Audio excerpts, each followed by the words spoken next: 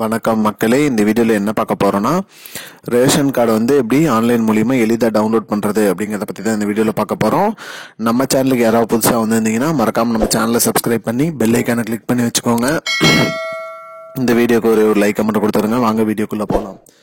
பொதுவாக வந்து பார்த்திங்கன்னா ரேஷன் கார்டு அப்படிங்கிறது பார்த்திங்கன்னா நம்ம ரேஷன் கடையில் வந்து மலிவு விலையில் பொருட்கள் வாங்கிறதுக்கு மற்றும் அரசு நலத்திட்டங்கள் அனைத்துமே ரேஷன் கார்டு மூலியமாக தான் வந்துட்டுருக்கு. அப்படிப்பட்ட ரேஷன் கார்டு வந்து நம்ம வந்து பத்திரமா வச்சுக்கணும். அப்படி தொலைச்சிட்றாங்க இல்லை ரேஷன் கார்டு வந்து இப்போ இன்னும் வரல ஆனால் ஆன்லைனில் வந்திருக்கா இல்லையா செக் பண்ணுறது, அது எப்படி பண்ணணும், அது இல்லாமல் அதை எப்படி டவுன்லோட் பண்ணிக்கலாம் அப்படிங்கிறது தான் பார்க்க போகிறோம்.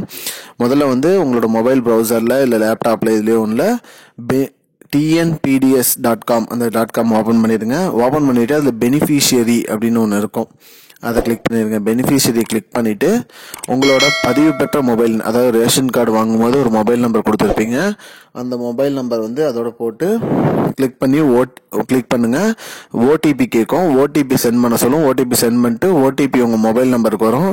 அந்த ஓடிபி எடுத்து போட்டிங்கன்னா உங்களோட ரேஷன் கார்டு இருக்கும். அதை டவுன்லோடு கொடுத்தீங்கன்னா டவுன்லோட் ஆகும். கிளிக் பண்ணிவிட்டு பிடிஎஃபாக சேவ் பண்ணி வச்சுக்கோங்க.